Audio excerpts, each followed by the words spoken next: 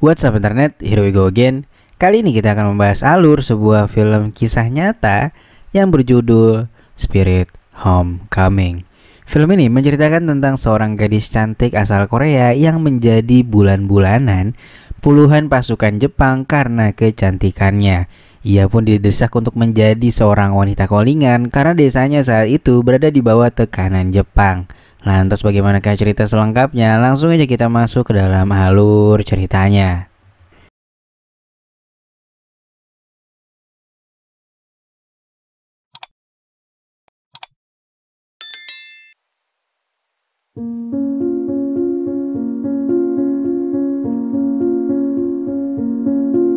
Jungmin adalah gadis berusia 14 tahun yang tinggal di pedesaan Kochang-in. Hari itu ia bermain dengan teman-temannya dan menunjukkan keterampilannya bermain yang mengesankan. Akhirnya ia pun memenangkan sebuah jimat keberuntungan milik seorang temannya. Sedangkan temannya yang kalah taruhan itu pun nangis terus sepanjang jalan karena gak rela jimatnya jatuh ke tangan Jungmin. Namun tak lama setelah itu, setibanya di rumah, Jungmin pun dimarahi oleh ibunya setelah mengetahui kalau Jungmin mengambil jimat milik temannya. Jungmin dididik untuk gak boleh mengambil barang orang lain apapun itu alasannya. Malamnya orang tua Jungmin membicarakan tentang pasukan Jepang yang baru saja tiba di desa mereka.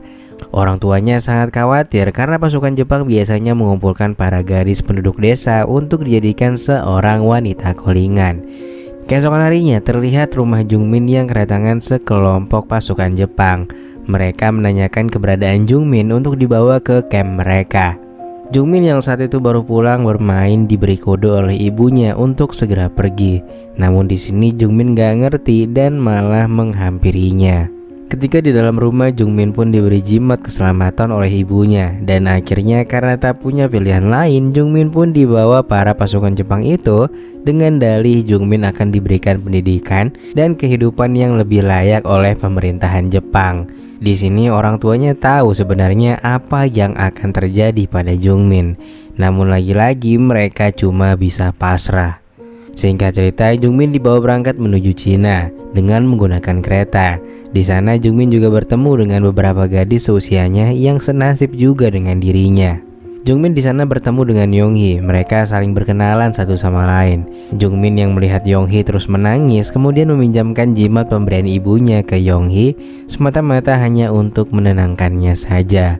Setelah melewati perjalanan yang cukup panjang, mereka pun akhirnya tiba di Cina. Di sana mereka disambut para pasukan Jepang yang sudah menunggu mereka. Lalu mereka pun melanjutkan perjalanan ke dalam hutan dengan menggunakan truk. Sesampainya di sana mereka ditanyai mengenai usianya. Dan saat giliran Jungmin yang ditanya, mereka pun terkejut mendengarnya karena Jungmin merupakan yang paling muda. Jungmin kemudian dibawa ke dokter untuk diperiksa apakah ia memiliki penyakit atau tidak. Lantas setelahnya Jungmin diminta untuk membersihkan diri dan kemudian masuk ke dalam sebuah kamar.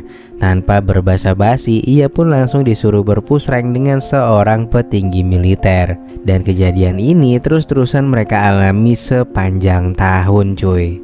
Suatu hari para prajurit Jepang terlihat sedang membuatkan parit untuk pertahanan mereka. Namun tiba-tiba mereka diserbu oleh para pejuang Korea Selatan. Di sini karena pihak Jepang ini sangat terlatih sementara lawannya hanyalah rakyat biasa, para pejuang Korea itu pun berhasil dipukul mundur.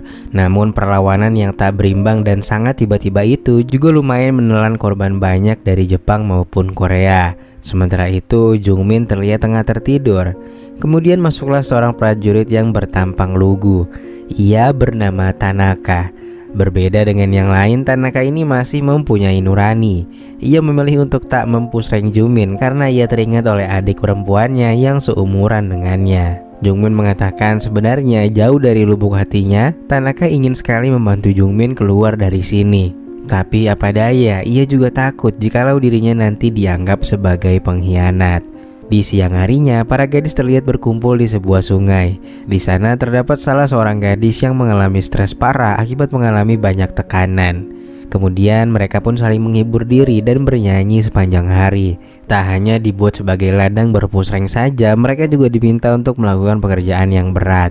Dan ketika sedang bekerja, Jungmin pun memanggil Yonghee. Jungmin berencana mengajak Yonghee untuk cabut dari sana karena ia sudah muak atas perlakuan di sini. Lalu ketika akan ke markas, Jungmin pun tiba-tiba mengeluhkan sakit di bagian perutnya. Akhirnya ia pun dibawa ke barak medis untuk diobati. Setelah ia terbangun secara tersengaja, Jungmin melihat seorang pria yang sudah berpulang ke dunia anime tepat di sebelah tempat tidurnya. Pria itu pun dipenuhi luka yang membuat Jungmin benar-benar merasa syok. Beberapa hari kemudian setelah keadaannya sudah pulih, Jungmin pun bertemu dengan Tanaka. Tanaka memberikan peta bergambarkan lokasi sekitar mereka.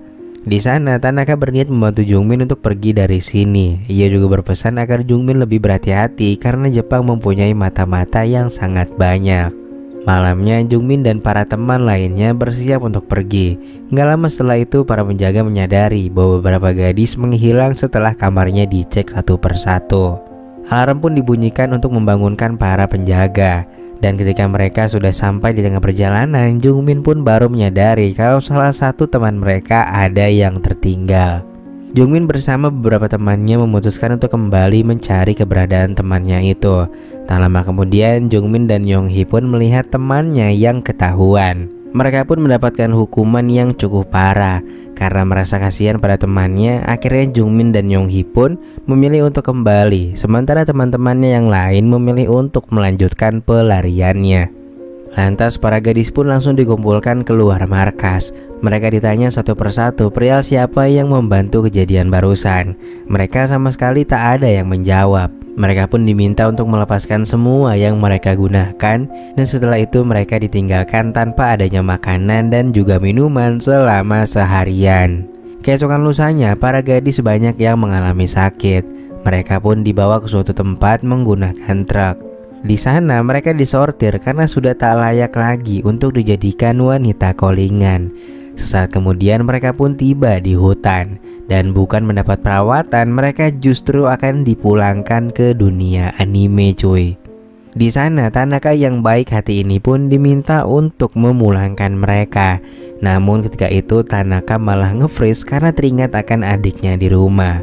Dan komandan yang melihat hal itu pun malah menjedor Tanaka cuy. Beberapa bulan berlalu, Jepang mendapatkan perlawanan dari Amerika dan kota besar mereka yaitu Nagasaki dan Hiroshima menjadi porak-poranda. Kejadian itu membuat Jepang menyerah tanpa syarat dan hal itu juga membuat pertahanan Jepang yang berada di Cina melemah.